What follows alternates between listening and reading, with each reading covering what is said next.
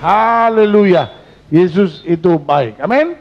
Buka kitab kita sama-sama. Ester pasal 4.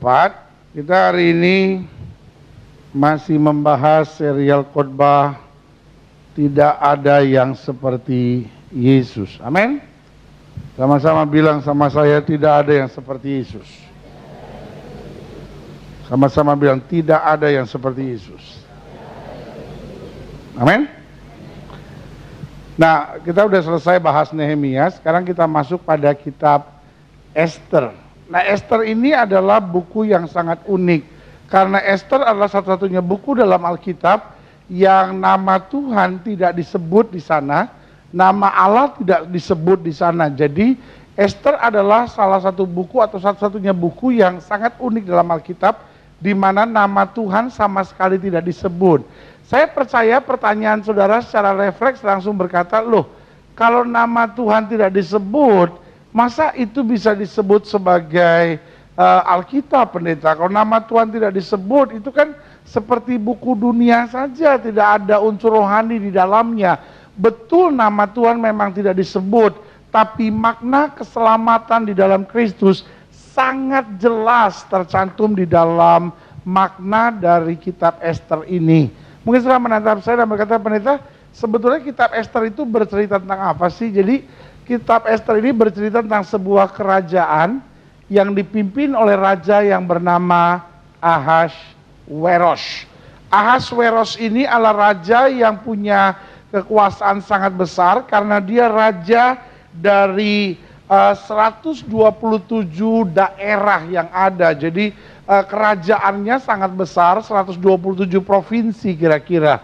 Dan kerajaannya mulai dari India sampai Ethiopia. Berarti seluruh wilayah Asia, seluruh wilayah Afrika dan sebagian Eropa itu masuk wilayah kerajaannya.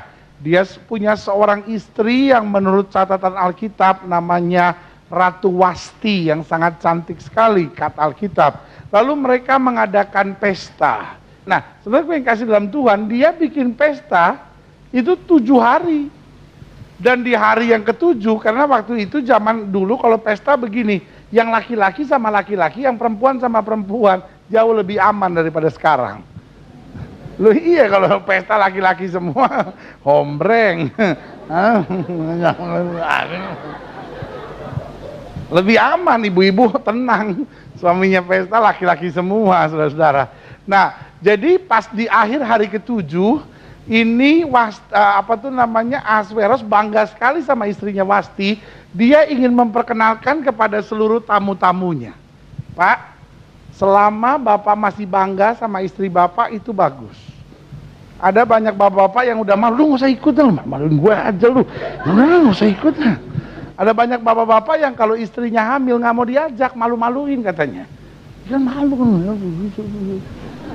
Masih bagus dia masih bisa hamil, puji Tuhan Pak.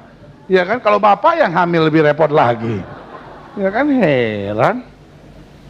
Jadi suami-suami harus bangga sama istrinya, amin. Ada istrinya sampai nangis, Pak ikut dong. Enggak. Yang lain yang malah diajak, la ilaha illallah. Nah, saudaraku yang kekasih dalam Tuhan, jadi dia saking bangganya, dia ingin Wastinya datang. Tapi nggak tahu kenapa, Wasti tidak mau datang. Dan akhirnya Ahasweros nggak tahu mesti buat apa. Rupanya Ahasweros anggota STII, Suami Takut Istri Internasional. Dia nggak tahu mesti buat apa. Lalu akhirnya dia ngomong sama seluruh tamu-tamunya. Dia bilang, aku mengundang istriku untuk hadir, lalu istriku tidak mau datang. Kira-kira langkah apa yang harus aku buat? Lalu salah seorang peserta yang datang namanya Memukan bilang begini, Raja, aku mengusulkan, kalau Raja tidak bertindak dengan tegas, ini menjadi presiden yang buruk di istana Raja. Itu berarti semua istri tidak ada lagi yang mau tunduk sama suaminya, karena mereka berpikir, lo terhadap Raja aja Wasti berani begitu, apalagi kita-kita.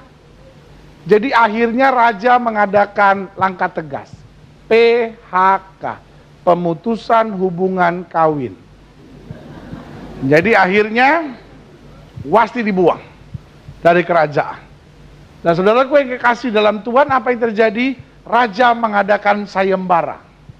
Siapa kira-kira yang akan menjadi ratu setelah Wasti? Setelah diadakan sayembara, semua sudah tereliminasi akibat SMS yang masuk.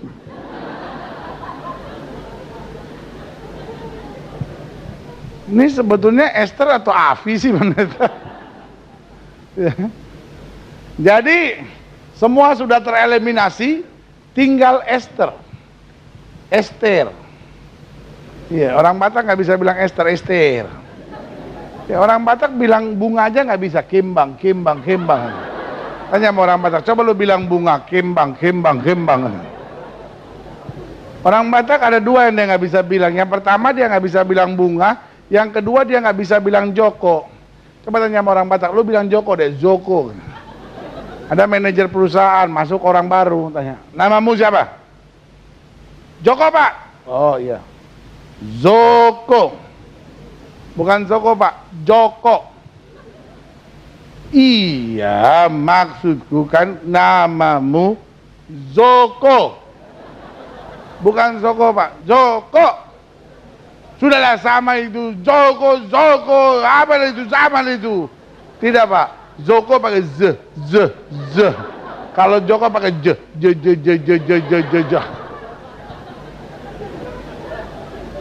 Jadi setelah sayembara terpilihlah Esther.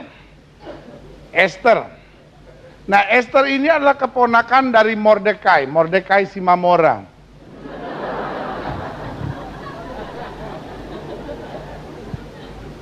Waktu Esther sudah mulai menjadi raja, maksud saya menjadi ratu, lalu Mordekai mendapati persekongkolan. Ada dua orang pegawai raja, satu namanya Bigtan, satu namanya Teresh, sedang mau mengadakan persekongkolan karena sakit hati terhadap raja, hendak menggulingkan raja. Dan kemudian Mordekai ini melapor kepada Esther. Esther menyampaikan kepada raja, ditangkaplah kedua orang ini dan selamatlah seluruh kerajaan. Kerajaan ini akhirnya berjalan semakin baik, sehingga raja merasa perlu untuk tidak lagi memegang kekuasaan sendiri. Dia mengangkat tangan kanannya yang bernama Haman untuk dijadikan semacam kayak perdana menteri. Jadi segala kekuasaan sekarang di tangan Haman. Haman dari orang biasa diangkat sebagai orang kepercayaan raja, mulai besar kepala, pengennya dipuji, dihormati.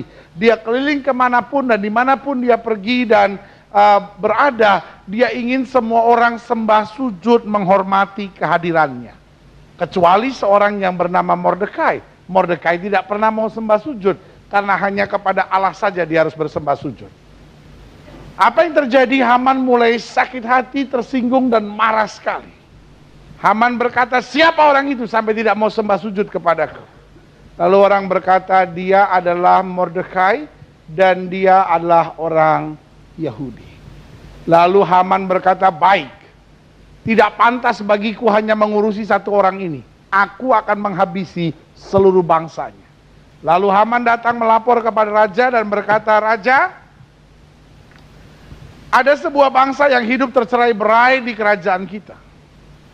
Dan mereka punya hukum dan aturan yang sangat berbeda dengan kita. Dan mereka tidak mau ikut aturan kita. Kalau raja berkenan dan raja memberi kuasa kepadaku, aku akan menyelesaikan urusan ini. Lalu raja melepas cincinnya dan menyerahkannya kepada Haman sambil berkata, lakukanlah apa yang kau pandang baik. Dan inilah kenakan cincin meterai ini untuk memeteraikan segala keputusan yang kau ambil. Lalu apa yang terjadi? Haman mulai mengumumkan, semua orang Yahudi di bangsa kita harus dibunuh. Mordekai mendengar itu melapor kepada Esther. Tapi Esther berkata, aku bisa berbuat apa? Sebab kalau tanpa dipanggil oleh raja aku masuk dan melaporkan perkara ini, aku pun bisa dihukum mati. Lalu Mordekai bilang sama Esther, Esther, kalau kamu tidak memberi pertolongan, bagi kami tetap datang pertolongan. Bagi kami tetap datang pertolongan. Akhirnya Esther berkata, baik, umumkan doa puasa 3 hari 3 malam tanpa makan dan minum. Aku akan menghadap raja, meskipun itu melanggar undang-undang. Tetapi kalau terpaksa aku mati, biarlah aku mati. Saudaraku yang kasih dalam Tuhan, setelah 3 hari, akhirnya Esther menghadap raja. Raja memberikan belas kasihan kepada Esther. Dan raja mengulurkan tongkat emas dan Esther menghampiri raja. Lalu raja bertanya, Esther, apa yang kau minta? Sebab setengah dari kerajaanku kalau kau minta aku berikan kepadamu. Esther berkata, tidak raja.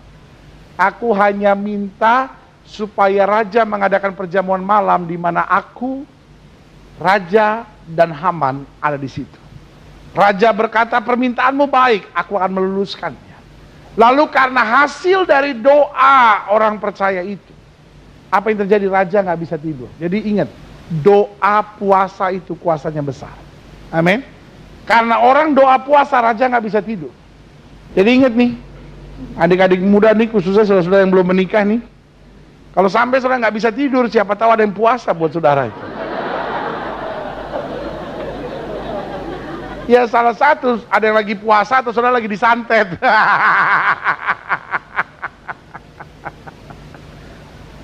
Jadi akhirnya dipuasain tuh. Raja nggak bisa tidur, saking nggak bisa tidurnya raja bilang gini, coba ambil buku sejarah kerajaan ini, coba ambil. Dan akhirnya raja mulai baca buku-buku sejarah kerajaan. Lagi dia baca buku sejarah kerajaan, tiba-tiba matanya tertuju pada satu nama, Mordekai. Lalu dia tanya, apa yang sudah kita buat Mordekai? Karena raja jumpai bahwa Mordekai ini adalah seorang yang pernah menyelamatkan kerajaannya. Dia tanya, apa yang sudah kita buat Mordekai? Lalu pegawai-pegawainya berkata, kita belum buat apa-apa. Sementara raja sedang berdiskusi, tiba-tiba dia dengar ada orang datang. Lalu raja bertanya pada pegawainya, siapa itu? Lalu kemudian mereka berkata, itu Haman. Lalu raja berkata, suruh dia masuk. Haman masuk dan raja bertanya, Haman, jika ada orang yang menyelamatkan harga diri raja, jika ada orang yang menyelamatkan kerajaan dan berbuat baik buat kerajaan kita, apa yang harus kita buat? Haman pikir dia, Haman pikir ini gue nih, ini gue nih. Dia langsung bilang, raja, orang seperti itu harus dihormati raja.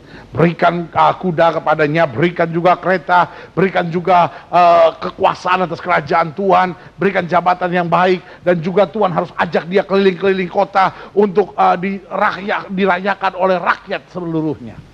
Raja bilang, bagus, kerjakan itu kepada Mordekai. Dalam hati Haman, Yahudi satu ini lagi gue mesti urusin. Dan saudaraku yang kekasih dalam Tuhan, selesai perayaan pesta untuk Mordekai, lalu kemudian diadakan perjamuan malam itu. Dan raja bertanya, Esther, kenapa susah hatimu? Apa yang kau perlu daripadaku, mintalah. Setengah dari kerajaanku pun akan kuberikan kepadamu. Esther berkata, tidak raja. Orang kepercayaan raja telah mengkhianati raja. Dia berusaha membunuh aku dan seluruh keturunan keluarga bangsaku. Raja marah dan berkata, siapa orang itu? Haman orang ini. Saudaraku, Haman sudah buat tiang gantungan untuk menggantung Mordekai. Tiang gantungan yang sama yang harusnya menggantung Mordekai, menggantung dirinya sendiri. Dan kursi kerajaan yang sudah dipersiapkan untuk Haman diserahkan kepada Mordekai. Itu Allah yang kita sembah. Amin. Manusia boleh mereka-rekakan yang jahat, Allah bisa merubah kutuk menjadi berkat dan memberi kemenangan yang luar biasa. Berikan tepuk tangan. Amin. Saudara, saya lihat-lihat kalau diceritain seneng, suruh baca sendiri males. Pas saya ceritanya dengar. Saudara, dulu waktu bertobat nggak lewat sekolah minggu kali. Saudara, kalau senang diceritain sekolah minggu aja, nggak usah kebaktian umum. Nanti diajak nyanyi, kambing embe, kucing meong, kodok teak, dung teak, dung. Ntar nyanyinya bisa pakai gaya, ya kan? Belalai gajah yang panjang, sayap burung dara, ikan di laut berenang, Tuhan penciptanya.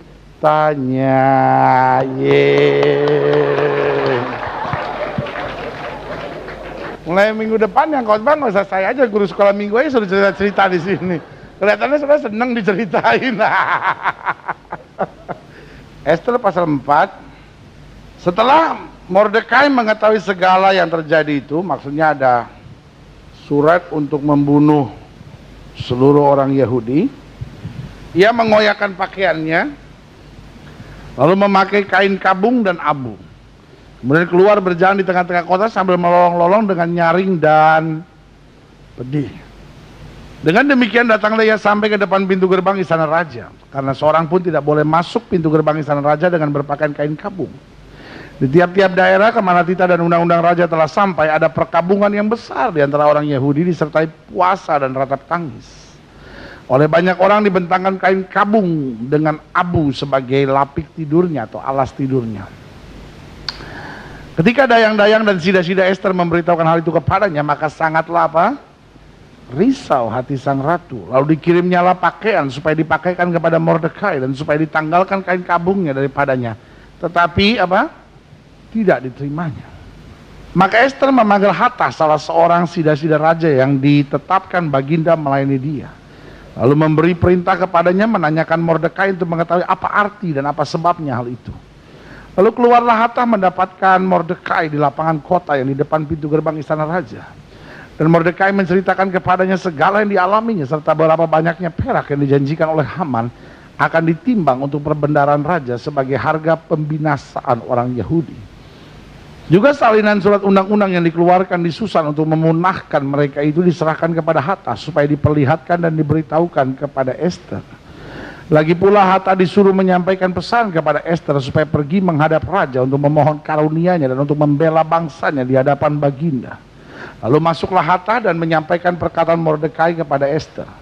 Akan tetapi Ester menyuruh Hatas memberitahukan kepada Mordekai, semua pegawai raja serta penduduk daerah-daerah kerajaan mengetahui bahwa bagi setiap laki-laki atau perempuan yang menghadap raja di pelataran dalam dengan tiada dipanggil, hanya berlaku satu undang-undang, yakni hukuman mati. Hanya orang yang kepadanya raja mengelurkan tongkat emas yang akan tetap hidup. Dan aku selama 30 hari ini tidak dipanggil menghadap raja. Ketika disampaikan orang perkataan Ester itu kepada Mordekai, maka Mordekai menyuruh menyampaikan jawab ini kepada Ester. Jangan kira karena engkau di dalam istana raja hanya engkau yang akan terluput dari antara semua orang Yahudi. Sebab sekalipun engkau pada saat ini berdiam diri saja bagi orang Yahudi, bagi orang pilihan, bagi umat Allah, akan timbul juga pertolongan dan kelepasan dari pihak lain. Dan engkau dengan kaum keluargamu akan binasa. Siapa tahu, mungkin justru untuk saat yang seperti ini, engkau beroleh kedudukan sebagai ratu. Maka Ester menyuruh menyampaikan jawab ini kepada Mordekai. Pergilah, kumpulkanlah semua orang Yahudi yang terdapat di Susan dan berpuasalah untuk aku. Janganlah makan dan janganlah minum 3 hari lamanya, baik waktu malam, baik waktu siang. Aku serta dayang-dayangku pun akan berpuasa demikian. Dan kemudian aku akan masuk menghadap raja, sungguh pun berlawanan dengan undang-undang. Kalau terpaksa aku mati, biarlah aku mati. Maka pergilah Mordekai dan diperbuatnya tepat seperti yang dipesankan Ester kepadanya. Nah, sekarang sudah lihat Roma pasal 8. Roma pasal 8. Karena kita pelajari Yesus dalam kitab Ester ini, kita pelajari sebagai Yesus yang adalah pembela. Sama-sama bilang sama saya, Yesus sebagai pembela. Dalam Roma pasal 8 ayat 33 dikatakan demikian. Siapakah yang akan menggugat orang-orang pilihan Allah? Allah yang membenarkan mereka. Siapakah yang akan menghukum mereka? Kristus Yesus yang telah mati, bahkan lebih lagi yang telah bangkit, yang juga duduk di sebelah kanan Allah. Baca sama-sama 1, 2, 3. Yang malah menjadi pembela bagi kita. Nah, saudaraku yang kasih dalam Tuhan, pertanyaan kita sederhana, mengapa Yesus perlu menjadi pembela buat kita? Mungkin sebagian kita tahu dan berkata, ya dunia ini memang penuh dengan pergumulan. Loh, pertanyaannya, kenapa Yesus harus menjadi pembela bagi kita? Nah, saya pelajari dalam Lukas pasal 10, ayat yang ketiga. Lukas 10 ayat yang ketiga, kita baca sama-sama. 1, 2, 3. Pergilah, sesungguhnya aku mengutus kamu seperti apa? Anak domba ke tengah-tengah serigala. Mengapa Yesus perlu membela kita? Yang pertama, karena orang percaya selalu berada di tengah-tengah ancaman. Saya ulangi sekali lagi, karena orang percaya selalu berada di tengah-tengah ancaman. Karena Yesus bilang apa? Kamu itu seperti domba di tengah apa? Serigala. Yesus tidak pernah bilang kamu itu seperti macan di tengah serigala. Yesus tidak pernah bilang kamu itu seperti singa yang buas di tengah serigala. Tidak. Yesus bilang kamu seperti apa? Domba. Amin. Ada banyak orang yang protes lalu bilang, pendeta, saya bingung bangsa ini pendeta. Mau pemilu gereja dibakar. Nanti ada persoalan apa-apa politik, orang percaya disusahin. Nanti ada persoalan apa-apa, pendeta dibunuh. Mau sampai kapan begini terus? Apa orang Kristen di Indonesia ini cuma ngontrak? Jawaban saya sederhana. Kenapa saudara mesti marah? Iya kan? Memang persoalannya pasti begitu. Makanya selalu saya bilang kan, mau siapapun yang jadi presiden, mau siapapun yang jadi pemimpin bangsa ini, izin bangun gereja nggak akan lebih mudah. Amin. Iya kan?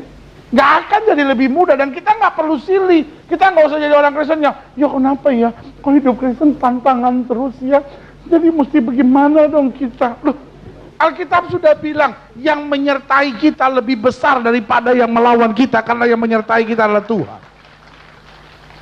Itu sebabnya Yesus berjanji, aku akan menyertai engkau. Amin. Karena sebagai orang percaya kita akan lewati ancaman. Jangan saudara berkata, ini karena Indonesia, kali ini Indonesia, mana Pancasila, Pancasila. Cuma nama doang Pancasila. Ada burung Garuda, ganti aja tuh burung jadi capung di situ. Habis lemes sayapnya nggak bisa melindungi semua agama, ganti capung aja di situ. Makanya saya bilang, untung kemerdekaan kita 17 Agustus tahun 45. Ya kan, 17 sayapnya, ya kan, 8 buntutnya, 45 bulu di lehernya. Untung itu. Coba kemerdekaan kita tanggal 1 tahun 1 bulan 1, capung. Capung yang jadi itu. Tanggal 1 bulan 1 tahun 1. Duh, minta ampun. Saudara, jadi yang saya mau ingatkan buat saudara cuma sederhana. Jangan saudara pikir, oh ini cuma di Indonesia. Enggak, dimanapun orang percaya akan lewati banyak ancaman. Karena Alkitab sudah bilang kita domba di tengah serigala. Iya kan? Nah, mungkin saudara menatap saya dan berkata, pendeta, kenapa kalau begitu orang percaya melewati banyak ancaman? Yang pertama, karena kita bukan berasal dari dunia ini. Amin. Alkitab bilang kalau kamu berasal dari dunia ini, tentu dunia akan menerima kamu. Kita bukan berasal dari dunia ini, makanya cara hidup kita berbeda. Orang dunia kan nggak bisa terima ketika saudara berkata, keselamatan di bawah kolong langit ini hanya di dalam Yesus. Orang dunia bilang, kok tahu lu? Jadi cuma lu aja yang bisa bertobat, bisa selamat, bisa masuk surga.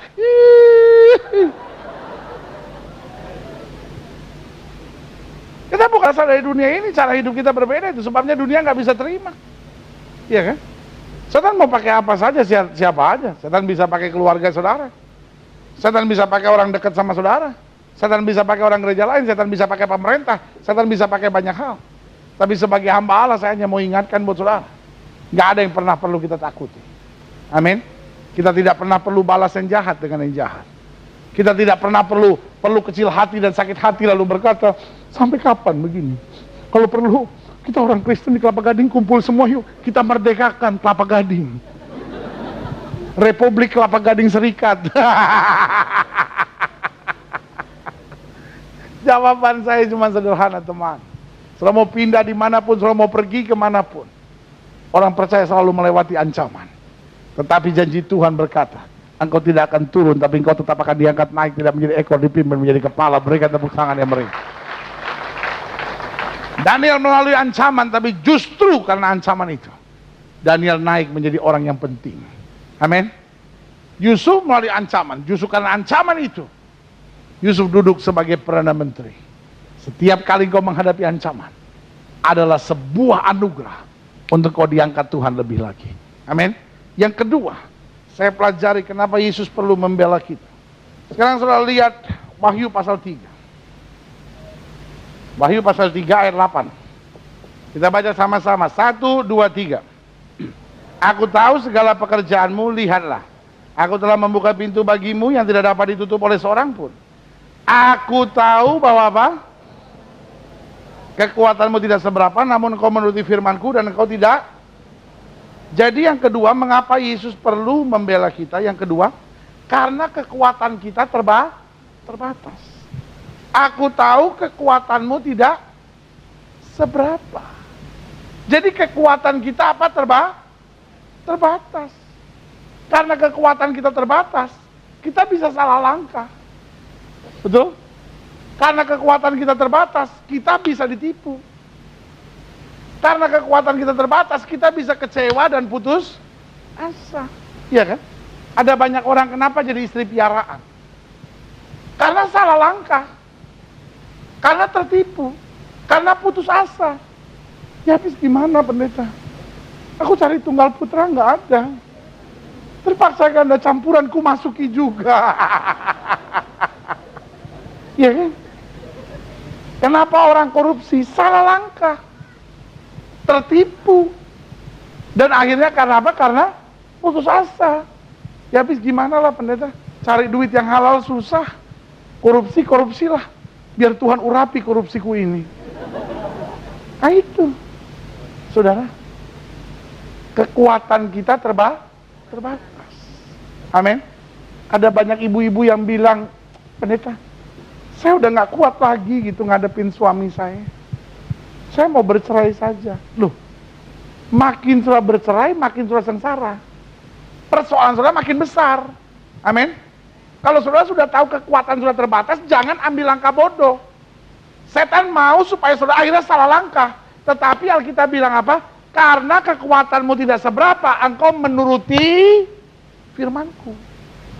Justru karena kekuatan kita tidak seberapa, kita mestinya makin dekat sama Tuhan. Makanya selalu saya bilang, sudahlah saudara, jangan pernah bilang sama Tuhan sibuk, itu nggak boleh.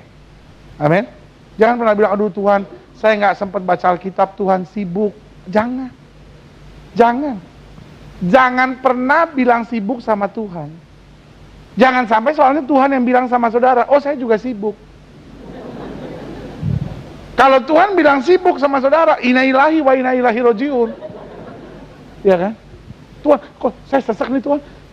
Tuhan, kok saya sesek nih Tuhan? Tuhan, saya kayaknya kurang oksigen nih Tuhan, sorry ya, sibuk. Saya nggak sempat ngasih oksigen ke kamu nih memang. Coba, ya kan? Aduh Tuhan, kok kayaknya darah saya ini tekanan tinggi nih Tuhan. Tuhan, tolong dong Tuhan ya. Sampai kita udah stroke. Jangan dendam dengan Tuhan. Sibuk. Tuhan juga sibuk. Dendam nih ya.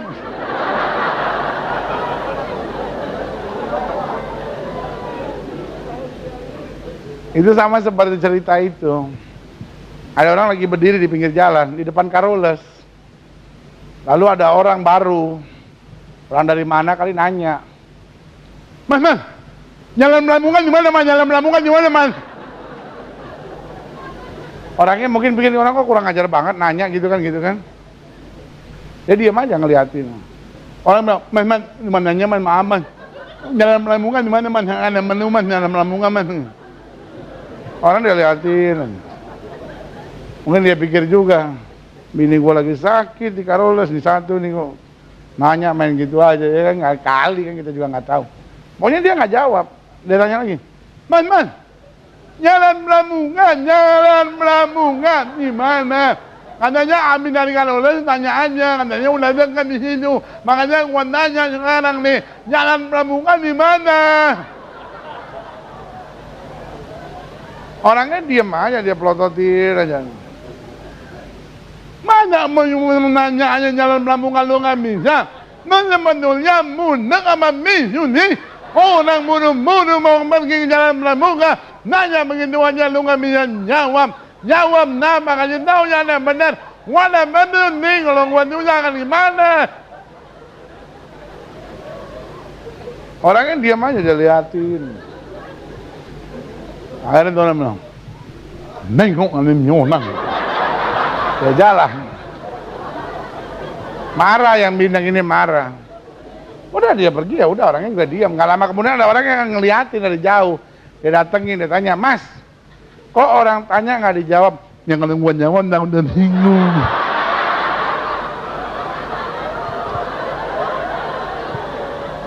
Rupanya dia bindeng juga. Rupanya ditanya ini bindeng juga. Jadi kan kalau orang bilang, mana lamungan di mana? Lalu kita bilang kan, nurun, lalu belok kiri. Buat aku dia tersinggung.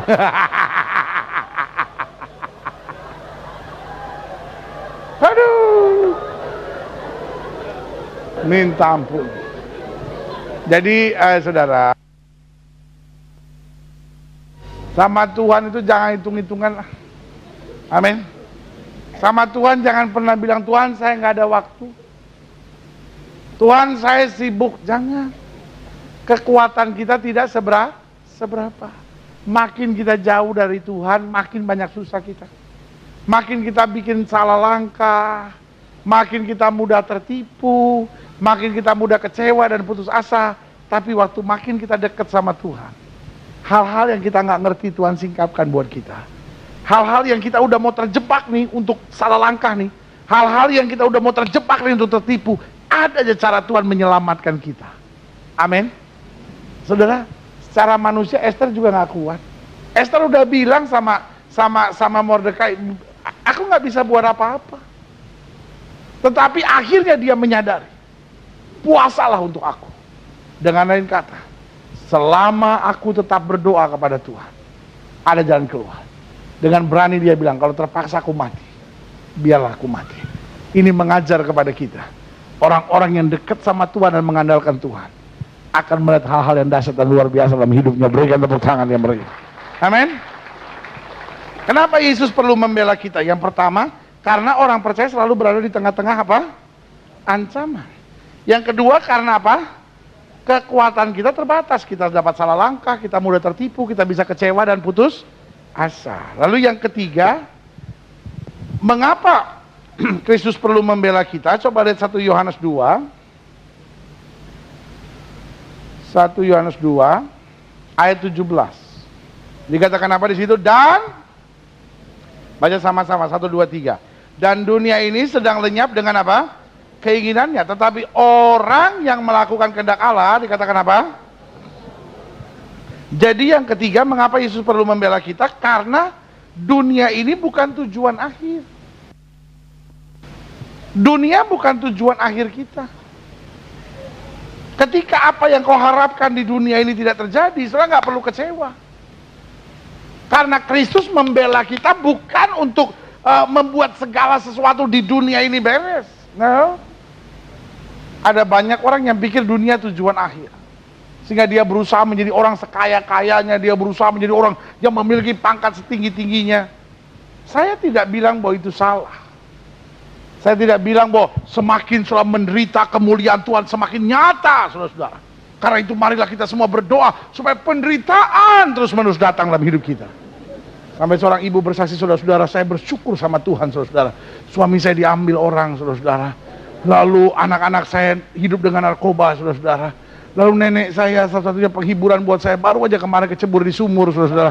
Puji Tuhan, saudara-saudara. Rumah saya udah disita sama bank, saudara-saudara. Dan utang saya banyak sekali. Oh haleluya. Penderitaan saya bertumpuk-tumpuk. Biar kemuliaan Tuhan nyata. Itu mah orang stres. Dari mana saudara dapat konsep begitu? Buat saya nggak gitu. Buat saya hidup Kristen kalau sudah benar sudah diberkati. Amin. Bukan berarti sudah nggak lewati penderitaan, sudah lewati penderitaan. Tetapi penderitaan buat kita justru makin dekat sama Tuhan. Amin. Sampai sini sudah ngerti mau saya? Iya kan? Tetapi berkat tidak boleh menjadi apa? Tujuan akhir. Ada banyak orang karena mengejar berkat menghalalkan segala cara. Ada banyak orang karena mengejar berkat melupakan tanggung jawabnya dalam keluarga. Ada orang karena mengejar berkat melupakan hubungannya dengan Tuhan. Tidak punya waktu lagi dengan Tuhan. Sebagai hamba Allah, kembali saya tegaskan buat saudara, Dunia bukan tujuan akhir. Amin. Segala sesuatu kalau Tuhan percayakan, tujuan akhir kita cuma sederhana. Yang pertama, supaya lewat hidup kita nama Tuhan dipermuliakan. Amin. Yang kedua, supaya hidup kita jadi berkat buat lebih banyak orang. Dan yang ketiga, tujuan akhir kita, supaya kita bisa kerja lebih keras buat Tuhan. Amin. Kalau sudah diberkati, supaya sudah bisa kerja lebih keras buat Tuhan. Jangan berkat sudah banyak, lalu jabatan sudah baik, banyak hal Tuhan sudah kerjakan, lalu kita malah lupa sama Tuhan. Jangan. Justru kita harus kerja lebih sungguh-sungguh. Karena apa? Karena kita tahu dunia ini sedang lenyap dengan segala keinginannya. Dunia bukan sekedar tempat di mana saya menerima semua-muanya. Dunia hanya tempat kita bekerja keras. Kalau Tuhan percayakan sesuatu buat kita, tujuannya supaya kita bisa jadi berkat dan menyenangkan hati Tuhan. Yang kedua, supaya kita bisa jadi saksi Tuhan bagi sesama. Dan yang ketiga, supaya kita bisa kerja keras lagi sampai kita lihat lutut bertelur lidah mengaku Yesus Kristus Tuhan, bagi kemuliaan Bapa di sorga. Berikan tepuk tangan yang meriah buat Tuhan. Amin. Mengapa Yesus perlu membela kita? Yang pertama, karena orang percaya melewati banyak apa? Ancaman. Yang kedua, kenapa Kristus harus membela kita? Karena kekuatan kita terbatas. Yang ketiga, kenapa Yesus harus membela kita? Karena dunia ini bukan tujuan akhir. Dan yang keempat, yang terakhir, coba selalu lihat 2 Korintus pasal 10. 2 Korintus 10 ayat 3. Kita baca sama-sama ya, 1, 2, 3. Memang kami masih hidup di dunia, tapi kami tidak berjuang secara duniawi. Jadi yang keempat, mengapa Kristus perlu membela kita? Yang keempat, karena tanggung jawab kita berat. Kita hidup di dunia tapi tidak berjuang secara apa? Duniawi. Kalau kita hidup di dunia dan berjuang secara duniawi, saya beri nama tanggung jawab kita mudah. Tapi justru karena kita hidup di dunia, tetapi apa? Kita tidak berjuang secara duniawi. Nah, itu yang saya bilang tanggung jawab kita berat. Buat setiap pedagang yang ada di sini, buat setiap pengusaha yang ada di sini, buat setiap ibu rumah tangga yang ada di sini, buat setiap karyawan yang ada di sini, buat setiap suami yang ada di sini, buat setiap istri, buat setiap orang muda yang ada di sini. Saya harus ngomong dari hati ke hati sama saudara, dan ini yang saya mau bilang. Tanggung jawab kita berat. Amin. Kita bukan orang dunia yang bisa hidup seenaknya, masa bodoh, apa yang mau terjadi, terjadilah, orang mau apa kayak masa bodoh, gua mau begini, sabodo teing. Tidak. Tanggung jawab kita yang pertama, untuk memikul salib dan menyangkal diri. Amin. Bu, ibu-ibu, kadangkala yang namanya mertua, yang namanya ipar, aduh bu, ngomongnya tuh seperti di lidahnya ada pedang.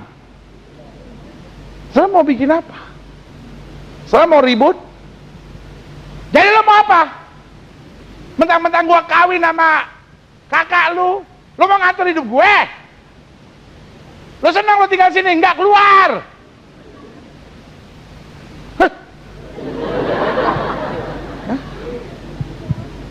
Pikul salib sangkal? Hendaklah kau iring Yesus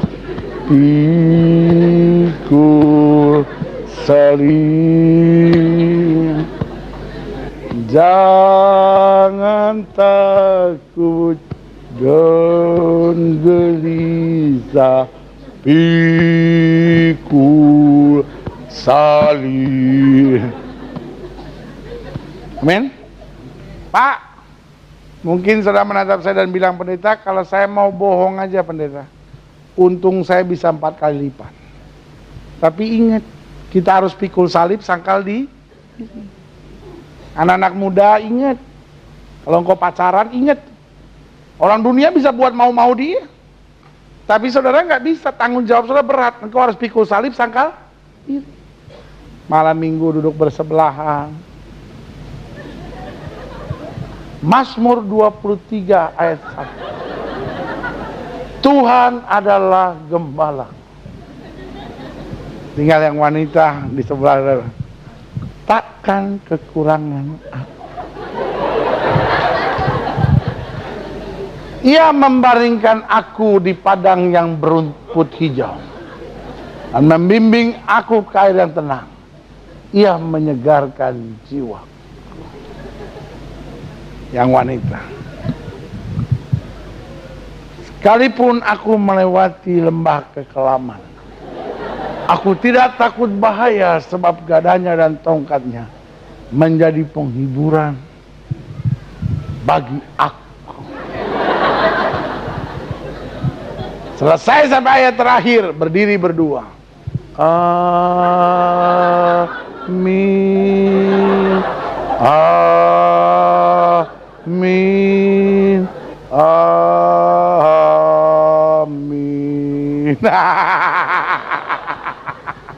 GKI banget.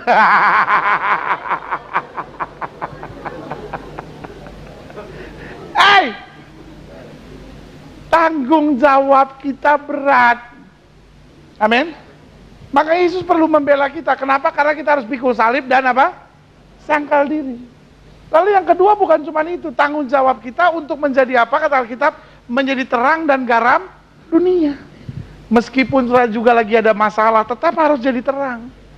Meskipun sebagai manusia saudara juga sedang melewati banyak pergumulan, tetap jadi terang. Alkitab bilang, kalau garam itu sudah tidak asin lagi, dia akan dibuang dan apa? Diinjak-injak orang. Tanggung jawab kita berat, karena yang pertama apa? Kita harus pikul salib dan sangkal diri. Yang kedua, kita harus jadi terang dan garam. Lalu yang ketiga apa tanggung jawab kita? Matius 5 ayat 48 bilang, haruslah kamu menjadi apa? Sempurna, sama seperti Bapamu di sorga adalah sempurna. Kata yang dipakai di sini saya suka, katanya adalah haruslah. Sama-sama bilang sama saya, haruslah. Apa artinya haruslah? Berarti there is no other choice. It's a must. Itu sebuah keharusan. Kalau Alkitab bilang, ya usahakanlah kamu sempurna. Kalau bisa syukur, kalau nggak bisa ya mau dibuat apa. Yang penting juga namanya usaha. Maka saya beri nama tanggung jawab itu ringan. Tapi tanggung jawab kita berat karena harus. Tuhan nggak mau peduli mau air mata mengalir, mau keringat bercucuran, perjuangan kita harus sampai menjadi sempurna. Lalu mungkin setelah menatap saya dan berkata, pendeta, setega itukah Tuhan sama saya? Jawabannya sederhana. Yesus bilang apa? Aku tidak meninggalkan kamu sebagai yatim piatu. Aku memberi seorang penolong lain yang akan menyertai kamu selama-lamanya.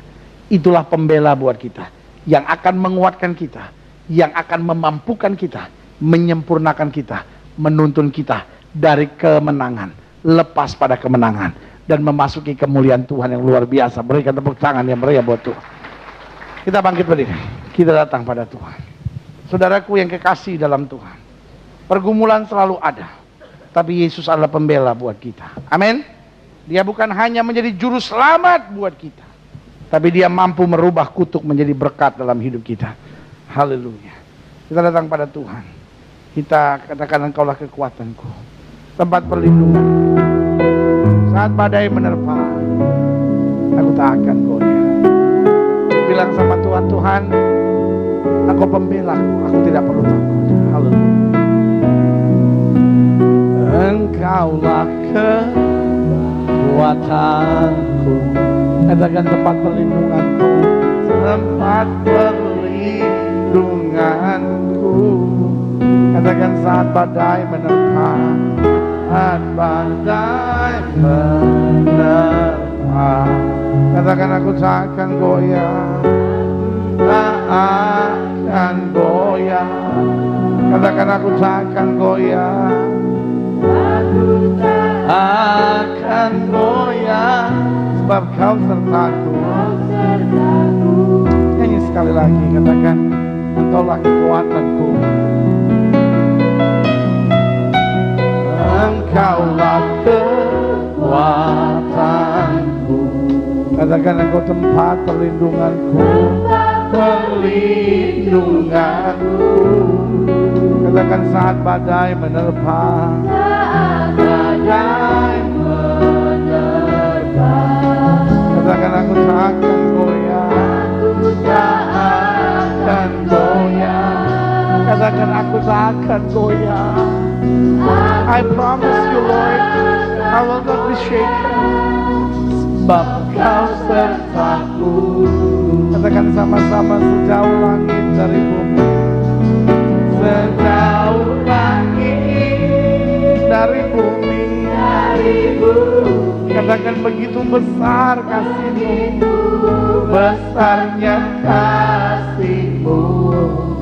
Katakan penuhi hati kami, menyembah-Mu, Yesus. Sejauh langit dari bumi, begitu besarnya kasih-Mu. Katakan Kaulah Tuhan, kekuatanku, sukacitaku. Musik main dengan sangat lembut. Yesus bukan hanya juru selamat bagimu, tetapi Dia juga pembela. Dia pembela yang memberi kemenangan bagimu. Dia tidak menjauhkan saudara dari ancaman, tetapi Dia mengubah setiap kutuk menjadi berkat. Jangan lari, jangan takut, jangan khawatir. Jangan akhirnya merasa gak tahu lagi jalan apa yang harus kau tempuh. Ingat, Dia pembela buat kita. Kekuatan kita memang tidak seberapa. Kadang-kadang kita bilang, Tuhan saya udah gak kuat lagi. Kadang-kadang kita bilang, Tuhan sampai kapan semuanya ini harus terjadi. Kadang-kadang kita udah berteriak, Tuhan secara manusia saya gak bisa Tuhan. Tapi Tuhan menatapmu dan berkata, anakku, aku yang akan memberi kekuatan bagimu. Jika itu doamu, taruh tangan kananmu di dada dan saya mau doamu. Saudara ingat, tanggung jawabmu berat. Karena dunia bukan tujuan akhir kita. Tujuan akhir kita bagaimana nama Yesus dipermuliakan. Tujuan akhir kita bagaimana hidup kita bisa jadi berkat. Tujuan akhir kita bagaimana kita dapat semakin kerja keras bagi Tuhan dan menyatakan kemuliaan.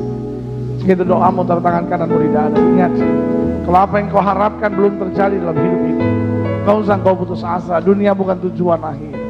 Sejauh nama Tuhan dipermuliakan dalam hidupmu, itu adalah hal yang dahsyat di hadapan Tuhan. Jika itu doamu, taruh tangan kananmu di dada dan bilang, Tuhan ini hidupku, ini hidupku, terima aku apa adanya, dan aku mau berjalan dalam terang Tuhan. Setiap saudara yang didoakan boleh taruh tangan kanan saudara di dada. Dan setiap saudara yang didoakan yang taruh tangan kanan saudara di dada boleh angkat tangan dua-dua tinggi-tinggi. Dan saya mau doa sekarang, Bapa dalam nama Yesus, lihat tangan anak-anakmu yang terangkat dua-dua di hadapan Tuhan. Hari ini kami belajar bagaimana Kristus menjadi pembela di dalam kitab Ester. Bagaimana diangkatnya semua musuh-musuh, bagaimana dibelanya orang-orang benar. Bapak, kami angkat tangan kami dua-dua, karena secara manusia kami melihat orang percaya melewati banyak ancaman. Secara manusia kadang-kadang kami berkata, sampai kapan semuanya ini? Tetapi ketika kami memandang kepada Kristus, kami melihat pembelaan Tuhan sempurna. Tidak pernah Kau berikan pencobaan lebih daripada kemampuan anak-anak-Mu.